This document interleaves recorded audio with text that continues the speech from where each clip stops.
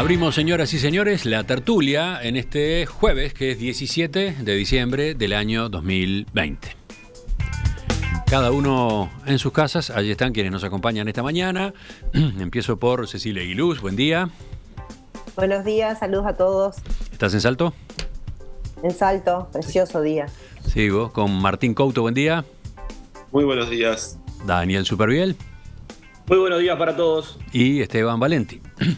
Buen día, muy buenos días para todos. Que no son buenos días, la verdad, estos son un desastre. ¿Sí? ¿Sí? ¿Estás bajoneado? No, bajoneado no, pero yo creo que hay que mirarlo con toda la preocupación que merece este tema. Bueno, vamos a él, vamos a ese tema justamente. El Poder Ejecutivo anunció ayer una nueva batería de medidas destinadas a reducir el avance en Uruguay de la pandemia de COVID-19, que en las últimas semanas viene creciendo de manera exponencial. El Grupo Asesor Científico Honorario había advertido ayer mismo, al mediodía, que si la tendencia de multiplicación de casos continúa incambiada, hacia fin de año habrá 1.200 casos positivos nuevos de coronavirus por día. La evaluación que se hace es que las medidas anunciadas el 1 de diciembre no tuvieron el impacto esperado. Además, según trascendió, se perdió el hilo epidemiológico en 35% de los casos. Luego de una reunión del Consejo de Ministros que se extendió por más de 3 horas, el presidente Luis Lacalle Pou informó anoche que el Poder Ejecutivo va a enviar al Parlamento un proyecto de ley con carácter grave y urgente para reglamentar el artículo 38 de la Constitución que garantiza el derecho de reunión. Según explicó, se habilitará al Poder Ejecutivo a disuadir o disolver una reunión que atente contra la salud pública. Habrá en el texto, por otra parte, una definición clara del término aglomeración que tantas discusiones generó en los últimos meses. Pero además, se suspende el ingreso de personas desde el extranjero, con la excepción de aquellos que hayan comprado pasaje antes del 16 de diciembre. Hay cambios en el aforo de los ómnibus interdepartamentales, que funcionarán al 50%, con la compensación correspondiente de parte del Estado por las pérdidas. Habrá también en los shoppings una baja en el aforo con la posibilidad de extender el horario, suspensión de todos los espectáculos públicos a partir del lunes próximo, entre otras medidas. Los escucho. ¿Qué sensación tuvieron? Ahora sí, con este tipo de instrumentos se puede contener el problema grande que tenemos entre manos. ¿Quién empieza, Esteban? No te vemos, Cotelo, te vemos. Ya me vas a ver, mirá que cuando me veas te vas a asustar, ¿eh? Bueno, no, eso ya sé, pero bueno, estoy acostumbrado.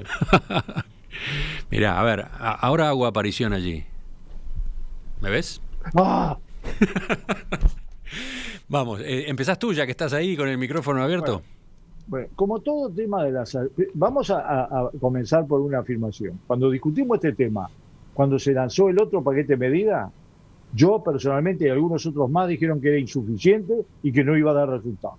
Bueno, una vez que le acierto, voy a reivindicar algo, capaz que en otras cosas no le acerté. No iba a dar resultado porque no era de suficiente impacto y la tendencia era muy negativa. Todos los temas de la salud parten de tener un buen diagnóstico, todos, absolutamente todos.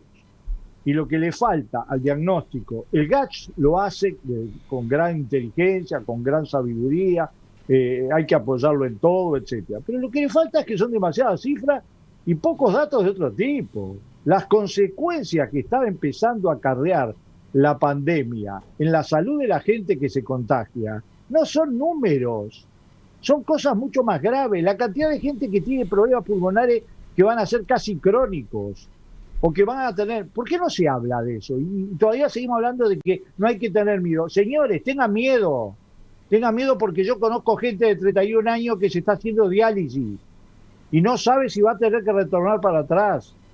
Porque es lo que pasa en Europa. O los uruguayos nos creímos que somos, porque comemos mucha carne, nos salvamos de eso. Nosotros estamos en la primera fase, estamos en la primera ola. Es cierto, durante 9 meses, 8 meses, estuvimos fuera de la ola. Fue un proceso totalmente diferente. Pero ahora estamos en plena ola. Y las medidas que yo voy a opinar en la segunda vuelta, que hay que adoptar, son correspondientes a la segunda ola. Vamos a llegar al día 18, que es mañana, y no cambió nada. Todo lo que cambió fue para peor. Entonces, la pregunta que hay que hacerse es, las medidas que se adoptaron ahora, pueden impedir este proceso que no es fatal, porque es cierto, no es fatal, pero no me vengan a incluir de que los uruguayos rompemos las estadísticas en base a coraje y a sacar el pecho y a la particularidad del Uruguay. No es cierto. Lo cambiamos por toda una cantidad de medidas correctas que se adoptaron al principio, porque la gente tenía miedo y la gente se recluyó, pero ahora eso se fue al caño. Y si no volvemos a otro grado de respuesta de parte de las autoridades, de la estructura médica que se está masacrando. Yo la cantidad de gente que conozco es tremenda. ¿Ustedes no les pasa que conocen 1, 2, 3, 4 médicos que están sufriendo la consecuencia? Es así. Y yo termino con un hecho. Yo tengo un amigo que se acaba de salvar de morirse de coronavirus, pero que tiene para meses, porque si se contagia de un resfrío, se muere. Entonces, no hay que alarmar. Sí, hay que alarmar. Vamos a dejarlo. Pero tu sensación, por lo que estabas insinuando, es que estas medidas de anoche te parecen insuficientes. No, yo voy a opinar en detalle sobre las medidas que las estudié una por una, las vi una por una. Bueno, ahora volvemos contigo entonces. Martín, te escuchamos. Sí, yo creo que una primera constatación era que era necesario tomar más medidas. Comparto con Esteban que quedó claro que las medidas que se tomaron hace un par de semanas y a evaluar hasta el 18 no tuvieron efecto, o tuvieron, digamos, seguramente, si lo tuvieron un efecto de aminorar el empeoramiento de la situación. No aminoraron. Pero bueno, es contrafáctico porque no sabemos qué hubiera pasado si nada se hubiera hecho. Pero se multiplicó pero seguro, por dos. Seguro no tuvieron un efecto en, por ejemplo, enlentecer el ritmo del crecimiento de los contagios diarios y por tanto de las personas que que tienen el virus. A mí me parece también que se le ha elogiado la comunicación al gobierno. Me parece que hay un problema cuando se anuncian cosas y un poco se pierde la oportunidad de ser claros en las medidas que se toman en momentos en donde está toda la población mirando al presidente de la República en conferencia de prensa. Quiero decir, el que hayan tantas dudas el día siguiente es un problema, en mi opinión, para la comunicación. Es un problema porque uno tiene durante un tiempo a la gente, todo el mundo, todo el Uruguay seguramente, o gran parte, atento a lo que está anunciando el presidente, y hay cosas que no se saben cómo van a ser, y por tanto la gente qué puede hacer y qué no, qué debería hacer y qué no. En ese sentido, por ejemplo, se apela al teletrabajo, en el sector público se lo exige. Yo creo que es una medida que podría haber ocurrido antes. En el sector privado creo que ahí están una parte a donde nosotros deberíamos enfocar. Se habla mucho de solidaridad y de que la gente se cuide. La pelota está en la cancha, sobre todo de los medianos y grandes empresarios, empleadores, que tienen que lograr, aún a costa de que les cueste un poco más y que tengan que hacer alguna innovación, tienen que lograr que el teletrabajo sea una realidad, porque si no, si es solo con el sector público, va a ser muy difícil. Entonces yo pondría ahí la mira, y la verdad es que no sé si alcanzará con este pedido de ayer. Y por último, para esta primera intervención, si se hubiera podido anunciar alguna medida concreta que permitiera a la gente que está en la informalidad efectivamente no salir a ganarse el peso, hubiera sido muy bueno. No solo por lo que ha planteado, por ejemplo, el Frente Amplio desde el principio, y es necesitamos medidas económicas para paliar la crisis socioeconómica, sino también porque es un gran incentivo para que la gente efectivamente circule menos. La gente que está en la economía informal, si no se le da otra forma de subsistencia, no va a poder dejar de salir para ganarse el peso. Entonces, si se hubiera anunciado alguna medida específica en ese sentido, hubiera ayudado en términos sociales y económicos, pero también en términos sanitarios. Daniel. Bien, son días extraños para la República. Así lo estoy viviendo yo, así creo que lo está viviendo todo el Uruguay. Y quiero decir una cosa, vamos a salir.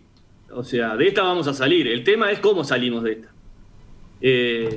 Arrecia el peor momento del infierno tan temido, está sobre nuestras cabezas y se viene probablemente tiempos peores.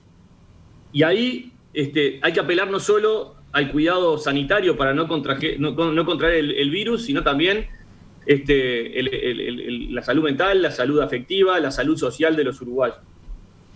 Y en ese sentido, analizando un poco lo que pasó ayer, creo que el presidente, capitán del barco en este momento, por la coyuntura que le tocó vivir al mundo y al Uruguay, y a él estando al frente del mando, se abrazó a sus convicciones más íntimas, que es apelar a la libertad de cada uno para tratar desde ahí, desde la conducta individual, lograr frenar y aplanar la curva.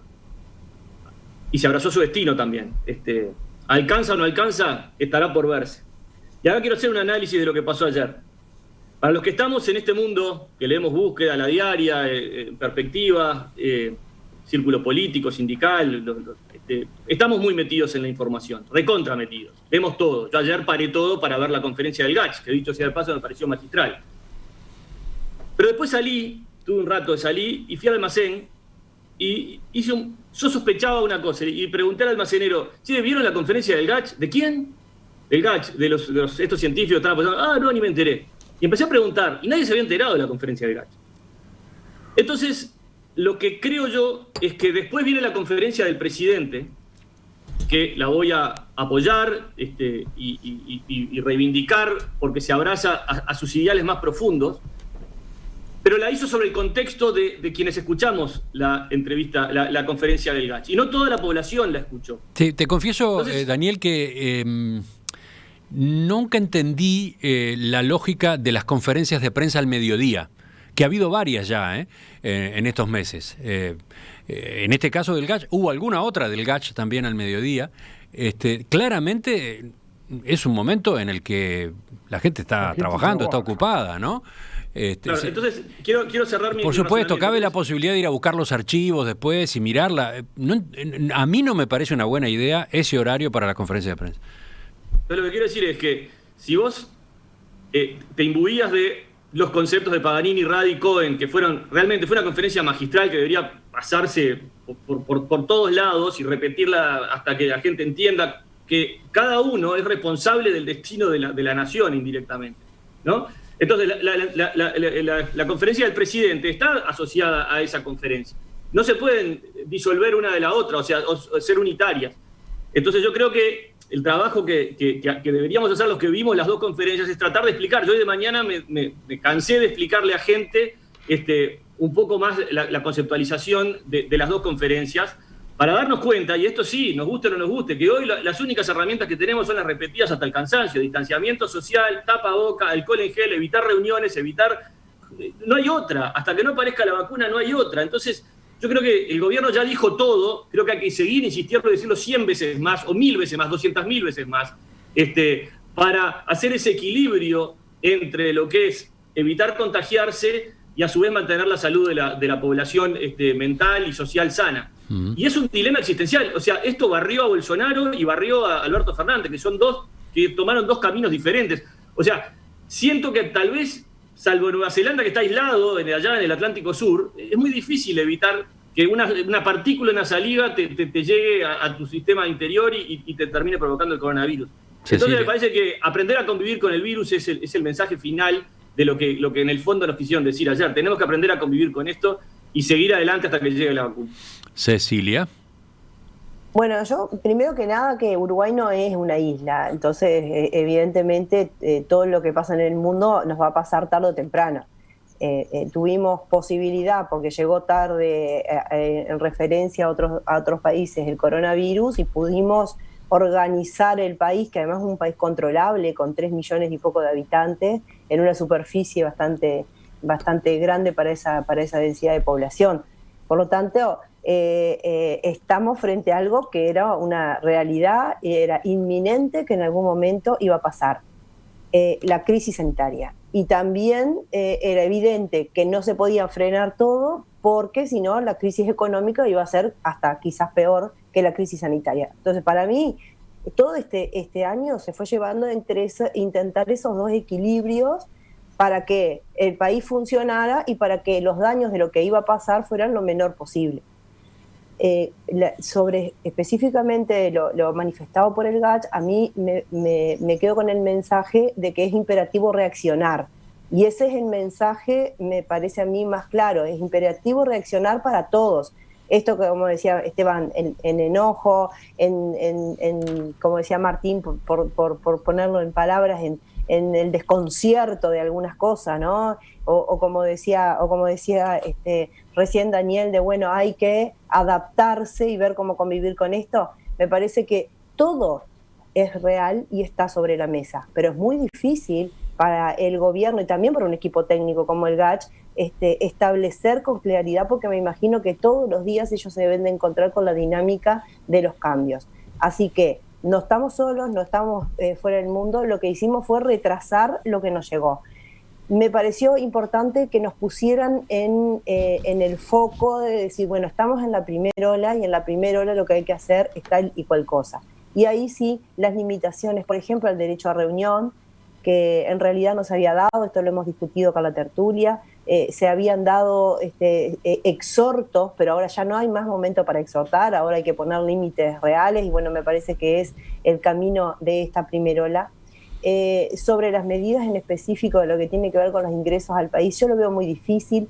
Nosotros podemos controlar el ingreso al país desde los aeropuertos y desde Argentina, porque tenemos mecanismos en los puentes y lo mismo en el transbordo que hay de Buenos Aires a Colonia, tenemos mecanismos, pero es imposible, desde mi punto de vista, realizarlo con la frontera de Brasil, que además es la que más conozco. Por lo tanto, me parece que son medidas que se pueden decir muy bien, pero va a ser muy difícil de implementar.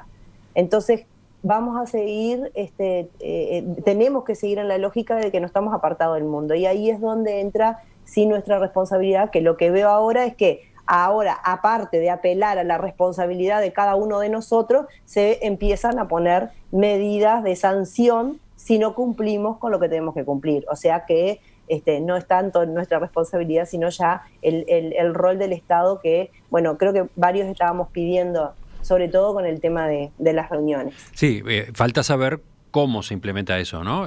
Y ya hay advertencias, ¿no? Desde el Frente Amplio, por ejemplo, ojo cuál es el alcance de esa restricción al derecho constitucional a reunirse, ¿no? Ese es todo un tema que se pretende que sea procesado de manera rápida. El proyecto se está redactando a estas horas, se va a remitir al Parlamento en el correr del día de hoy, se va a tratar mañana en una Cámara y en la tarde en otra. Vamos a ver cómo se cocina antes, ¿no? Da la sensación de que tiene que llegar al Parlamento con algún grado de acuerdo previo, ¿no? No puede dar pie a una polémica crispada. Me da la sensación de que este tipo de instrumentos tienen que ser resueltos con acuerdo, ¿no?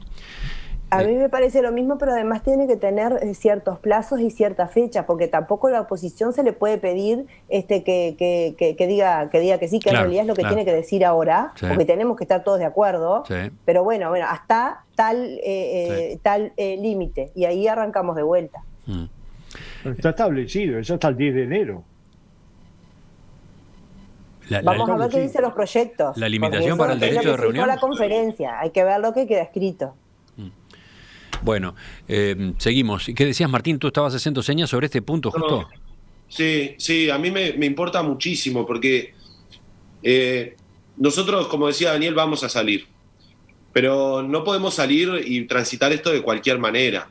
Es decir, nosotros hoy nos importa la situación sanitaria y junto con eso los perjuicios que generan en términos económicos, sociales, pero la limitación de un derecho constitucional, como este derecho además, que en términos del surgimiento, por ejemplo, de los derechos humanos, es un derecho de los más antiguos, es una cuestión que tiene que ser tratada, por un lado, con agilidad, porque la pandemia no permite que el Parlamento esté discutiendo 2 meses sobre esta ley, pero por otro lado, con mucha profundidad y mucha discusión democrática, porque cuando la propia Constitución autoriza, como lo hace en este caso, a limitar un derecho, lo que está autorizando es explícitamente a poner entre paréntesis lo que la propia Constitución dice. Y ese no es una situación simple, no es una situación poco grave o poco profunda. Entonces, en realidad esta limitación debería ser algo que ojalá saliera por consenso, que fuera una ley que estableciera plazos muy claros, porque interpreto, Cecilia tal vez me pueda corregir, interpreto que uno puede reglamentar esa limitación y decir, bueno, para limitar usted tiene que, 2 puntos, Poder Ejecutivo, tal cosa, lo puede hacer por determinada cantidad de tiempo y podría, por ejemplo, requerir una autorización de la Asamblea General. Otra cosa es una ley que específicamente diga, en el marco de esta pandemia, el Poder Ejecutivo está autorizado a y sin plazo. Bueno, la segunda opción es una opción que nos desprotege a los ciudadanos frente al Estado, y con esto no estoy diciendo una idea muy revolucionaria, sino que tiene que ver con el propio surgimiento de los derechos humanos como protección de los individuos frente a un poder mucho mayor, y que por tanto tiene que ser discutido con mucha profundidad. Porque una cosa que sí está bien, y con esto redondeo, es que yo por lo menos le exigí al gobierno que tuviera este instrumento legal para hacer lo que ya estaba haciendo antes, que eran los exhortos con fuerzas de choque en algunos casos, un exhorto raro. Ahora lo que corresponde es primero decir, bueno, viene el gobierno, que si quiere tomar estas medidas necesita sustento legal, pero tenemos que discutir con mucha profundidad, y por favor, que a nadie se le ocurra poner a la oposición, si plantea dudas sobre lo que se está escribiendo la ley, como que no quiere combatir el coronavirus, porque eso es un objetivo que tenemos todos y la discusión es otra. Y es como lo hacemos sin lesionar derechos muy importantes para la población. Recuerdo por si el oyente... Lo importante es que de base ya estamos todos de acuerdo en que hay que limitar el derecho a reunión. Creo que eso estamos todos de acuerdo, porque hasta que el Estado no lo diga, la gente va a pensar que seguimos con posibilidad de hacer las reuniones que queremos, y es lo que está pasando. Cada uno va tomando su idea de cuál es la reunión ideal, y eso no puede pasar en este momento. Ya le doy a Daniel, pero antes recuerdo qué dice el artículo 38 de la Constitución. Es muy cortito, ¿no? Queda garantido el derecho de reunión pacífica y sin armas. El ejercicio de este derecho no podrá ser desconocido por ninguna autoridad de la República, sino en virtud de una ley y solamente en cuanto se oponga a la salud, la seguridad y el orden públicos. O sea que el caso salud está específicamente previsto, pero requiere ley, ¿no? Yo ya estoy excluido, ¿no? ¿Por qué? ¿Por qué? Sin que la reunión sin armas. Ah. Bueno, Esteban pone la cabeza en la guillotina. Quiero subirme al último comentario de Martín, que recuerdo que discutimos acá a raíz de los incidentes en la Plaza Líber Sereni y todo lo que eso generó, que hasta un intento de interpelación a Jorge Larrañaga. Y eso, después de lo de Líber Sereni, evidentemente no se vieron más intentos de disuasión de aglomeraciones. Evidentemente la reacción tuvo un efecto, y ese efecto por ahí llevó a un ablandamiento de la sensación de riesgo que tienen las aglomeraciones. Quienes escuchamos al GACH sabemos que mucha gente junta cerca, a menos de 2 metros, mucho tiempo seguido, es una canilla libre al contagio del COVID y a que se dispare todo esto. Digo, es un ABC. Dicen que en Europa parte de las explosiones del COVID fueron en los partidos de fútbol de la semifinal de la Champions, que metieron a 90.000, 100.000 personas, y a partir de ahí explotó todo. Entonces, si el ser humano uruguayo, que no es diferente al ser humano del mundo, entiende que la aglomeración es mala y se sigue aglomerando, a mí me parece bien que, amparado en la Constitución con una ley interpretativa, disuadan a la gente a juntarse. Es por el bien de su familia. Ahora yo me pregunto, aquel uruguayo que sabe esto,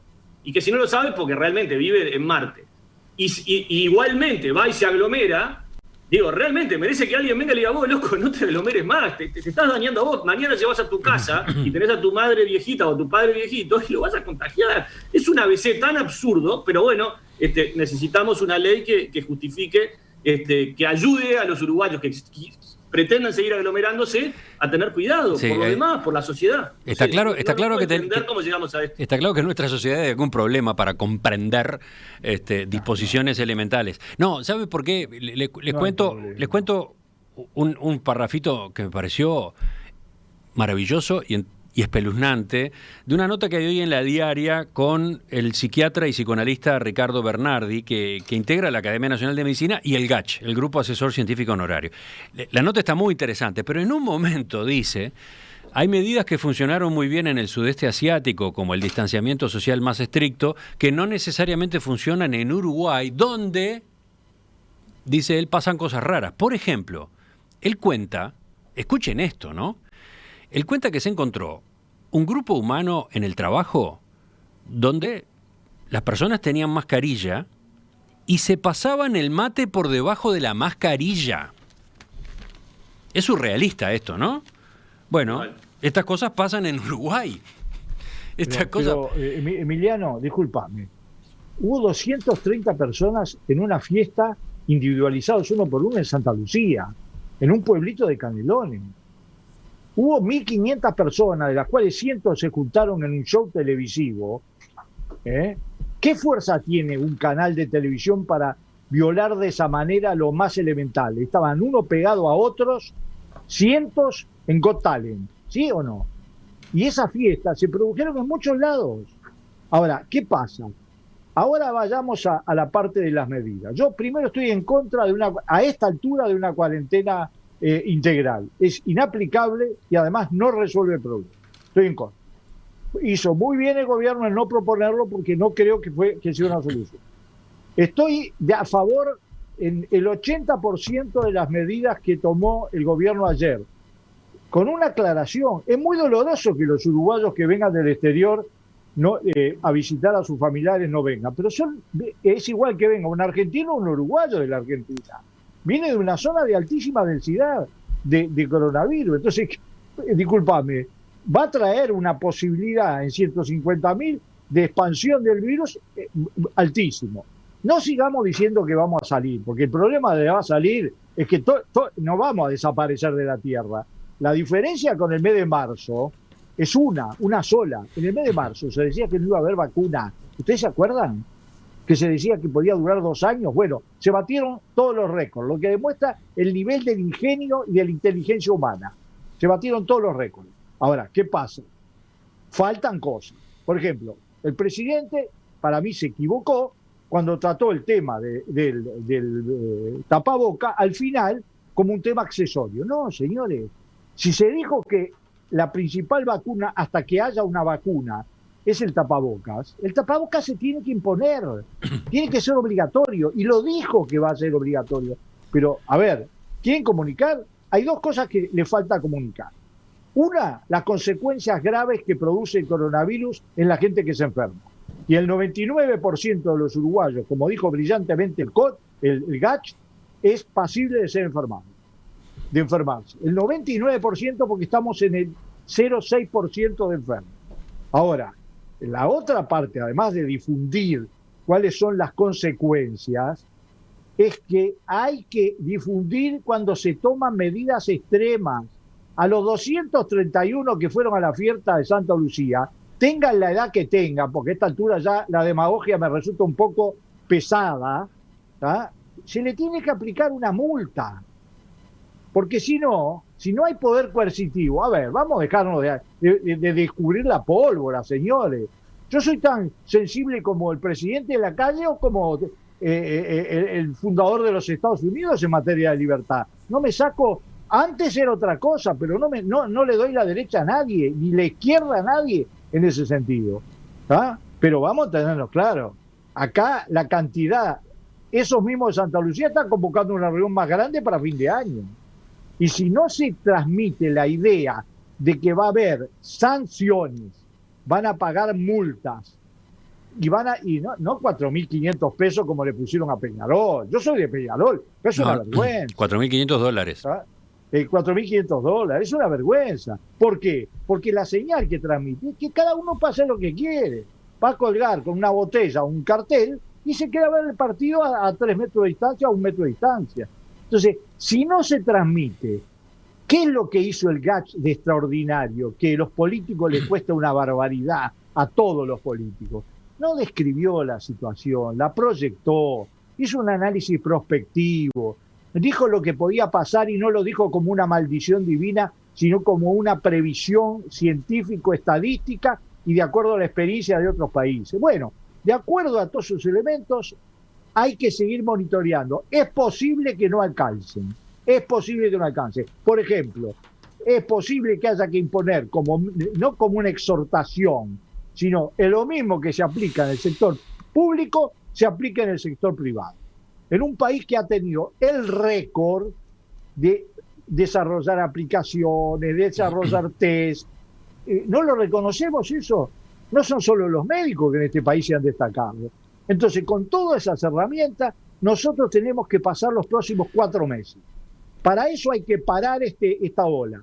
Y esa ola exige un golpe muy grande. Lo de los 10 personas por casa, yo les hago una exhortación. no junten gente que anda todo el día por la calle o que por diversos motivos anda de una manera con gente mayor. Nosotros, por ejemplo, que siempre somos 25, a la gente mayor, a mi hermano que tiene POC, nosotros dos con Selva, otros no vamos a participar con los chiquilines, mis nietos, que están en otra etapa de su vida.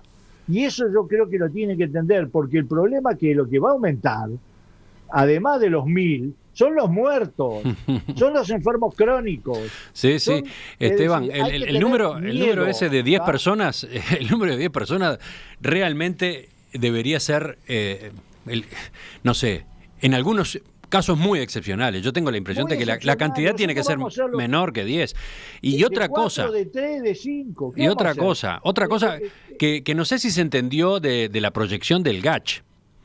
El Grupo Asesor Científico Honorario advirtió ayer que si la tendencia de multiplicación de casos que venimos teniendo continúa, hacia fin de año habrá 1.200 casos positivos nuevos de coronavirus por día. Si la tendencia... A fin de enero va a llegar a 3.500. De acuerdo, pero si sigue la tendencia que venimos teniendo en estas últimas semanas, en la que no existió Nochebuena ni Navidad.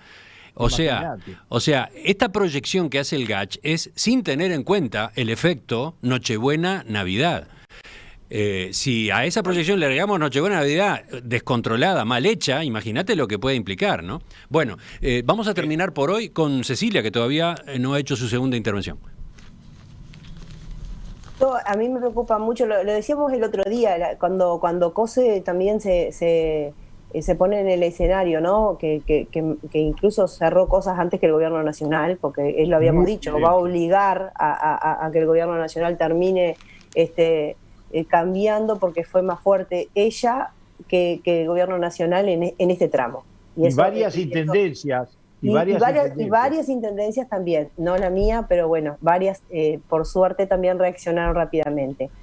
Me preocupa mucho el tema del fin de año, de la Navidad, porque por ejemplo en Salto ya están llegando estudiantes que están en Montevideo. O sea, uno no puede evitar que las fiestas sean en el momento de reunión, cuando se termina el año lectivo y todo lo demás, pero me temo que lo mismo está pasando en el trasiego de todos los departamentos. Por ejemplo, en el norte muchos tenemos familiares en Rivera, tenemos familiares en Artigas, la mayoría de los departamentos van a recibir gente de Montevideo. Y la venida de esos días generalmente son 2 o 3 días. O sea que no da ni siquiera para que vengan, ya no da ni el tiempo para que vengan a hacer una cuarentena primero para después poder ir a visitar a sus familiares. De manera que esa etapa es para mí la más preocupante. Y tantos deseos que siempre nos mandamos en las fiestas, yo creo que ahora más que deseos tienen que ser acciones. Y la acción es, bueno, yo en mi casa somos 4, bueno, pasaremos los 4, claro. y los demás pasarán separados y va a ser doloroso, pero bueno, vamos a tener que enfrentarlo, porque si nosotros no enfrentamos esas cuestiones que pueden ser emocionalmente difíciles, pueden salvarse después, pero si nosotros no las enfrentamos ahora, nosotros individualmente, si no reaccionamos ahora, vamos a pasar realmente a la peor etapa, porque por más que digan que existe la vacuna, están hablando recién de que seguramente en el primer cuatrimestre del año que viene pueda haber acceso a esa vacuna en Uruguay. O sea, estamos hablando de muchos meses donde el sistema de salud, que al final del día es el gran problema de esto, va a estar colapsando en enero y no podemos resistir 3-4 meses con un sistema de salud colapsado. Porque además, por ejemplo, en Montevideo, donde ya, como se explicó perfectamente, no se trata de foco, ya es colectivo el virus, y esto lo hablábamos la semana pasada que teníamos esa sensación, ¿no? Ahora le dijeron científicamente, lo comprobaron, hay más medios incluso para atender a la gente. Pero en el interior realmente va a estar complicado. Salto, por lo que me enteré ayer, ya está empezando a prepararse para recibir pacientes de otros departamentos. O sea que hay departamentos y hay localidades del interior que a veces no tienen ni policlínicas ni ambulancia y que tienen que venir al centro y que pueden llevar el coronavirus, que se va a ver realmente complicado, porque nuestro sistema, por más integral que sea y por más conceptos buenos que tengamos del sistema, nuestro sistema realmente es insuficiente ya, mucho más enfrentado a una realidad como la que por lo menos nos marcó el GACH, que podíamos estar viviendo dentro de pocos días. Sí, recordarás lo que dijo Paganini, ¿no? Esa proyección que ellos hacen de cuando se satura el sistema, por supuesto, enseguida genera la réplica. Bueno, y si duplicamos la cantidad de camas de CTI, bueno, lo que dijo Paganini es, si la tendencia sigue como ahora, duplicar las camas de CTI solamente nos permite ganar 12 días. A los 12 días vamos a estar igual en la misma crisis. Y dupliquemos los servicios fúnebres, ¿eh? Bueno, no, pero, y antes que eso, el los servicios fúnebres, porque de eso no habla nadie, pero ayer hubo 4 muertos. El personal de la salud, ¿no? Porque el personal es digamos, es un inconveniente, entre comillas, antes. El personal se está enfermando, como ustedes ya lo dijeron. Se está enfermando el personal y son los primeros que se van a enfermar. Y acá por lo menos lo vimos ahora en estos últimos casos, fue así. Y además es casi incontenible eso. Por eso lo importante de cada uno tiene que reaccionar y forzar a su familia, a que reaccionen. Porque los niños no se enferman, pueden salir, o porque los adolescentes no tuvieron un año normal. Y bueno, todos tenemos excusas, pero en realidad creo que estamos enfrentándonos a algo que es mucho mayor que nosotros mismos. Y por lo tanto, perverso. El virus es perverso. Ese hecho de que los niños y los jóvenes no se enfermen grave es perverso. Se murió Soto, tenía 60 y pocos años. Era un tipo en plenas condiciones, sin ningún tipo de enfermedad previa que lo determinara. Yo leí los tweets que él mandaba y es un horror. El tercer persona de la salud que se muere. Entonces, yo creo que hasta que los uruguayos no asuman en profundidad la gravedad de la situación, no van a reaccionar. Ya continuamos en la tertulia. Hay otros temas en la agenda de hoy.